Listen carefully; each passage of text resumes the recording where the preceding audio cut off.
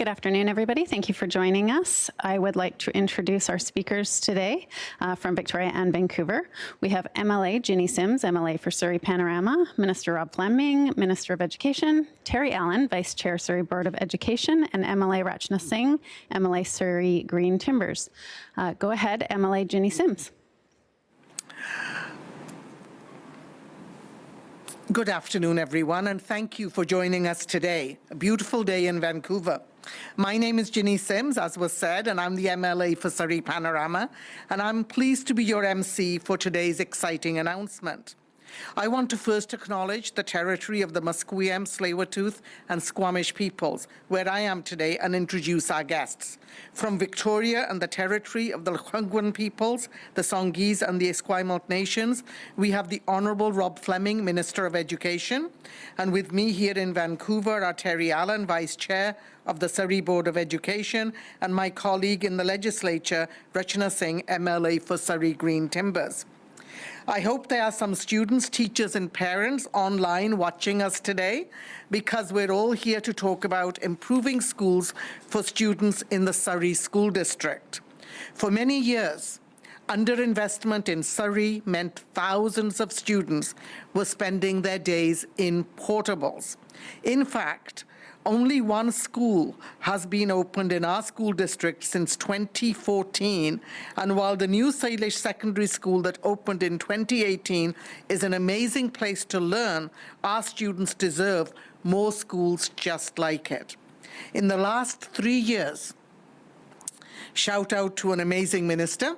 Minister Fleming and our government have made investments in Surrey schools a key priority, and our students are already seeing the positive results of that, and there is more to come. I'll now pass the virtual mic over to Minister Fleming, who will tell you more. Thank you. Go ahead, Minister Fleming. Thank you so much, and good afternoon, everyone. I thank you for joining us from wherever you're watching today, and I want to thank MLA Jinny Sims so much for that introduction. Let me begin by acknowledging that I am on the territory of the Lekwungen people, the Songhees and Esquimalt nations, where I'm speaking to you today, and glad to be joined by my colleagues who are on the territory of the Coast Salish people for our viewers in Surrey and Vancouver. I want to begin this announcement by acknowledging two people who played an incredible role in preparing for the return to schools this week in Surrey, namely Matt Westfall, who is the president of the Surrey Teachers Association, and Marcy Campbell, who's the president of CUPE Local 728. These two employee groups have done amazing work helping teachers and support staff prepare schools for the return of more students this week. And I also want to extend my thanks, and we'll hear from him in a couple of minutes, to Terry Allen, who is the Vice Chair of the Surrey School Board, for taking time out of his busy schedule to join us today in the Lower Mainland. Terry and the Surrey Board of Education, Superintendent Jordan Tinney, Surrey teachers, support staff, and principals and vice principals have been absolute leaders during this pandemic on behalf of their students and families. They've connected and supported students remotely and in schools while we all work together to flatten the curve of COVID-19. I am really looking forward to being able to visit Surrey again in person as soon as it's possible. It's been about 3 months since I last visited Surrey, and I wish it wasn't that long. Normally when I visit Surrey, I come with good news for students and families, and while I'm talking to you today remotely, that isn't changing. There is good news coming today in this announcement, and I'm very pleased on behalf of Premier John Horgan and the Government of British Columbia to make this announcement.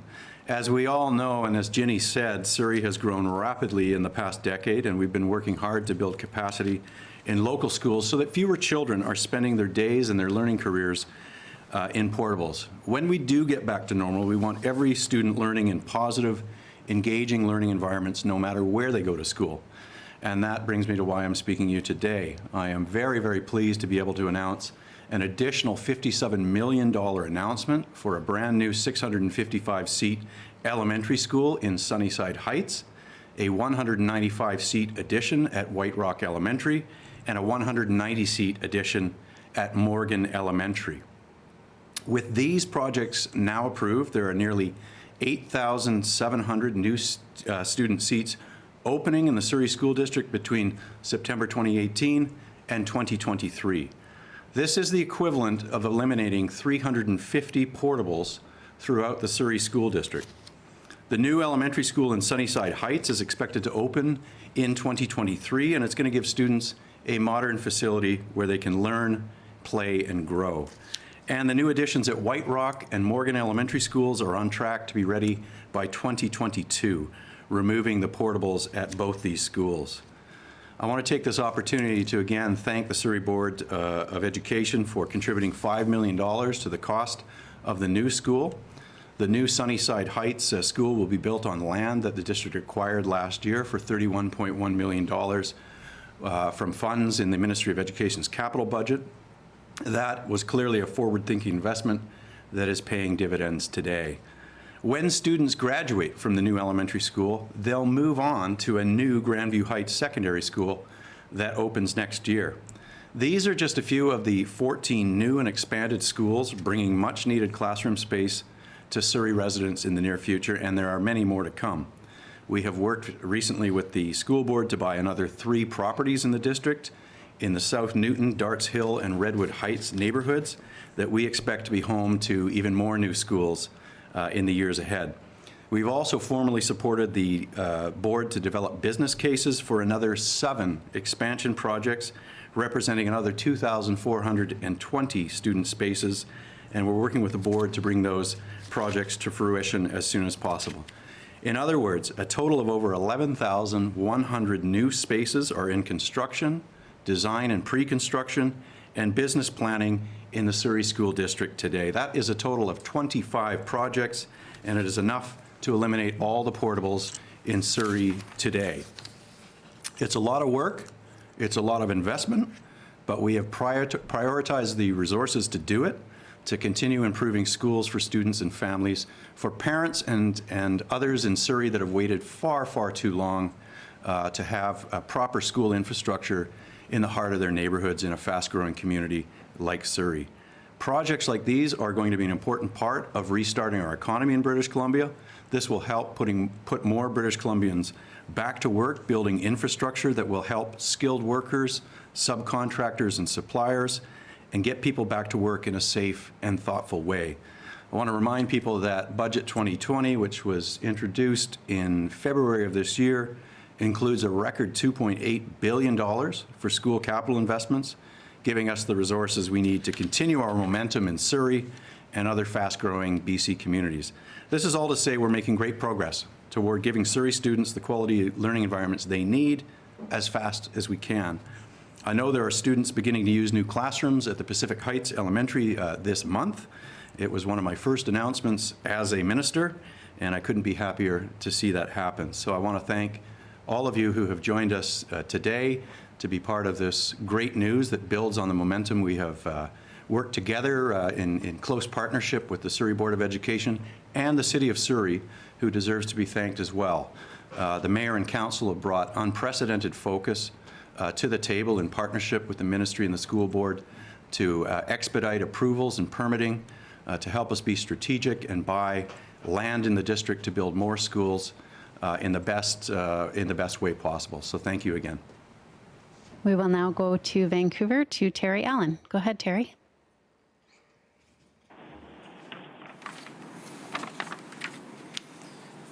Good afternoon, everyone. I'm pleased to join Minister Fleming, as well as MLAs Jinny Sims and Rachna Singh, for this welcome announcement this afternoon. I'm always happy to be part of a funding announcement such as this, as they are an essential piece in our district's ability to welcome and educate hundreds of new students and families who move into our school district each year. The announcement today will help address some of the exponential growth we are experiencing in many of the South Surrey and White Rock neighbourhoods. The brand new 27 classroom elementary school planned in the Sunnyside Heights area will ensure children have ample space to learn and grow and ease some of the pressure on nearby existing schools such as Pacific Heights Elementary. An additional 8 classrooms each at Morgan and White Rock Elementary will not only relieve overcrowding at nearby schools, but will also reduce the need for portables at those schools.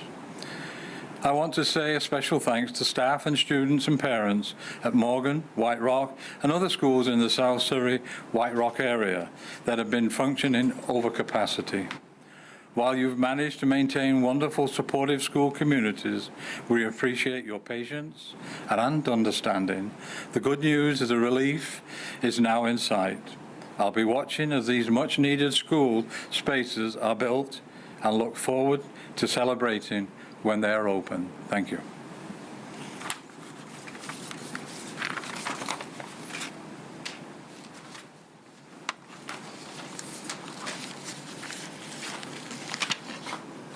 Good afternoon, and thank you everyone for joining us, wherever you are today.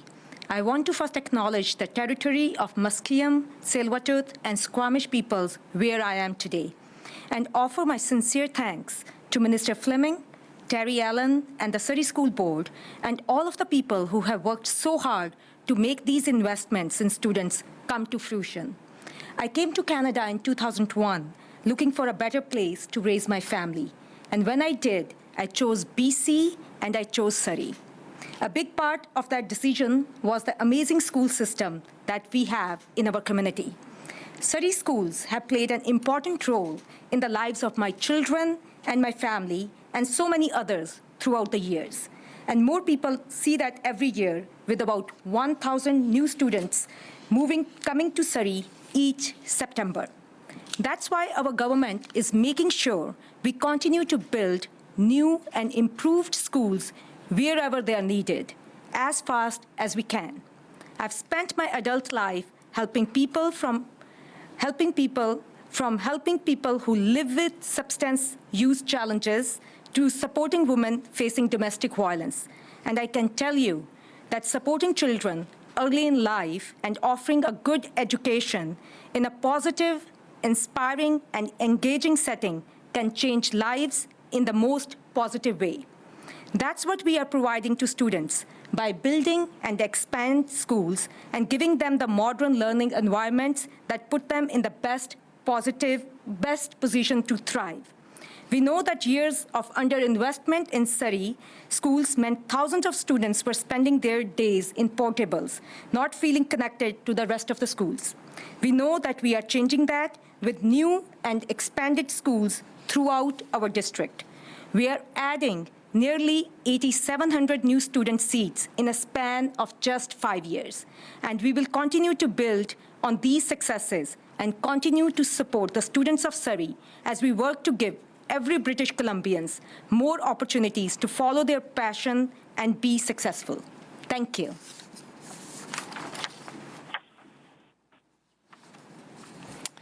Thank you to all three speakers for your awesome words at this time. This is an exciting day for students and families in Surrey and White Rock. As a teacher in a previous career, and they say once a teacher, always a teacher, I can tell you that with new classrooms come new opportunities. And every child, no matter where they live in British Columbia, deserves to have a real classroom that is an integral part of the school community. And I can't wait to visit each of these schools in the future to see our talented, hardworking students and teachers making full use of the modern spaces they'll soon have. That brings us to the end of our announcement today. I want to thank all of you for tuning in, and before I finish, I do want to do a special shout out to Minister Fleming, because I know he congratulated and thanked both the Surrey School Board, the principals and the teachers, and the QP workers as well. But I also want to say that he has done an amazing job over the last few months, well, since he's become minister, but specifically in addressing how we move forward in a pandemic situation. So thank you, Minister Fleming, for all the amazing things you've been doing.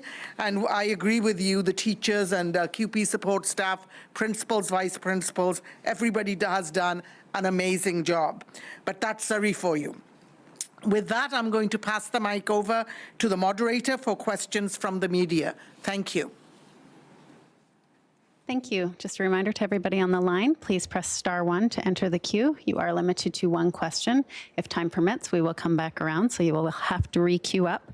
Please also take your phones off mute. You will not be audible until I call your name. First question is from Richard Zussman, Global News.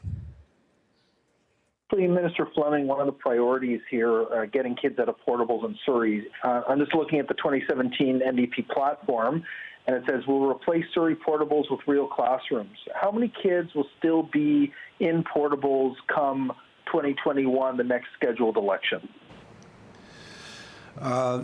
It depends on meeting our timelines on construction. We have, as I said, 6,400 spaces under construction right now. We've opened recently 1,700 new student spaces in Surrey.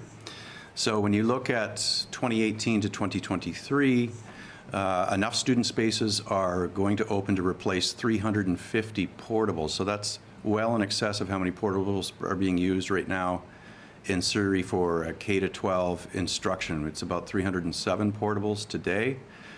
Look, I am thrilled that if in a couple of years we have an argument about whether we slash portables by 250 or not, I would compare our record any day to the previous government that allowed growth to spiral out of control without investing in school infrastructure, allowed the numbers of students in that district to having to study for most of their school careers in portables, to spiral out of control, quite frankly. We saw the number of portables in use in Surrey schools double under the previous government. We're making very serious, sustained efforts to get the number of portables down to zero in Surrey. And this is why the partnership between the City of Surrey, the Surrey Project Office, which the Ministry of Education funds, and the Surrey Board of Education is so critical. We want to break records on how quickly we can build a school in Surrey.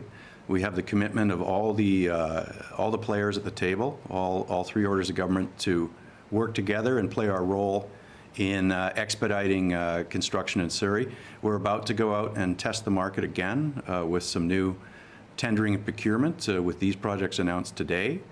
We did face some cost escalation and project delays when the construction market was red hot over the last year and a half, but I'm pleased to say that the timeline management or timeline impact on projects already approved and in construction has been very minimal, thanks to the excellent management provided by the Surrey Board of Education and all the contractors involved in an unprecedented level of construction activity happening in Surrey. And I want to thank the Surrey Board of Education who released a video recently just to show how much construction activity is happening in Surrey. They flew a drone above many of the fast-growing neighborhoods in Surrey and filmed the construction sites to show that indeed there are contractors working their hardest to build the schools that have been approved, where the money is flowing from the Ministry of Education to make good on those commitments to reduce portables in Surrey. Next question is from Marcella Bernardo, News 1130. Thank you for taking my question, Minister. Sort of in line with what Richard has said, you didn't really answer the question about how many portables are actually going to still be in place for the upcoming school year and possibly next year. Have you calculated, is it going to be more than 300 still, considering all the new spaces that you've created in the next couple of years? We'll get those numbers for you. We did see a modest reduction in portable use in the 2018-19 school year. As I mentioned, there is a project that opened this month. We have a timeline of projects happening in the fall of 2020 as well, so there'll be additional capacity. The big year that's coming up is the September 2021 school year.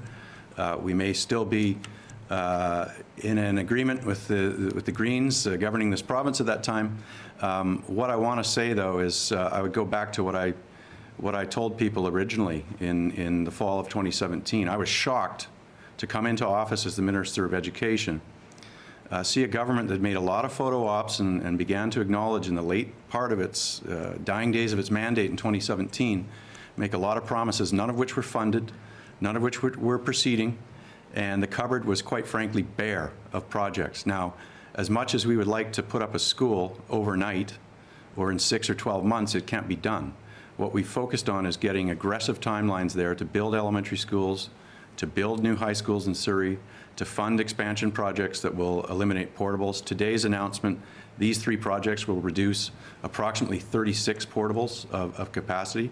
That's part of the 350 portable reduction that I've outlined, and I also mentioned to you and the other members of the press gallery today, the reporters, we have an additional 2,400 seats over and above what I've outlined today that are in the business case development. So this is pretty significant progress. Surrey has never seen a renaissance of school investment like this for decades. And we're trying to do 2 things at once.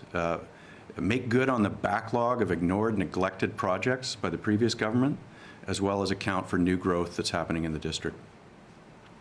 Next question comes from Lauren Collins, Surrey Now Leader. Minister Fleming, my question's sort of in the same vein as the last 2, but looking further ahead, so 5 years down the road when most of these announcements and these additions are built, you said that this would be enough to eliminate portables in Surrey today, but what about 3 to 5 years down the road once all of these schools and additions are open? The district is growing at more than 1,000 students per year.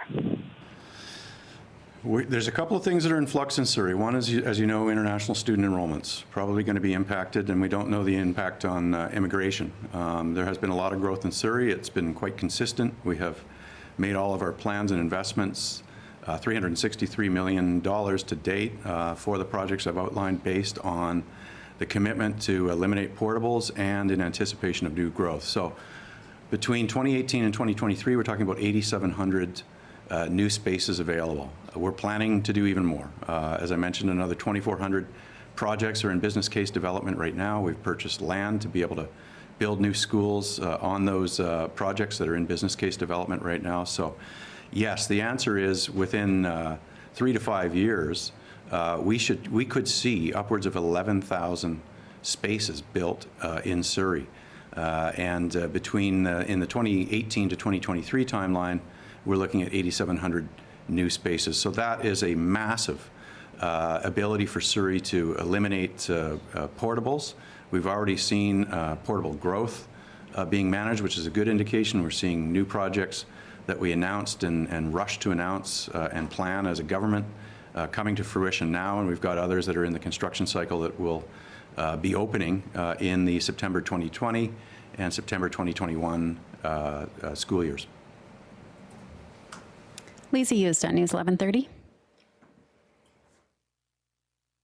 Hi, Minister. A little bit off what you're doing right now, but looking at schools, kids in school right now and going back in September, I'm wondering what processes are in place to capture the kids who, you know, we look at domestic violence and women and families in unsafe situations. What is being done to track and capture and follow the kids who may be in unsafe environments themselves, whose parents have not sent them back to school, who are not having eyes on them right now?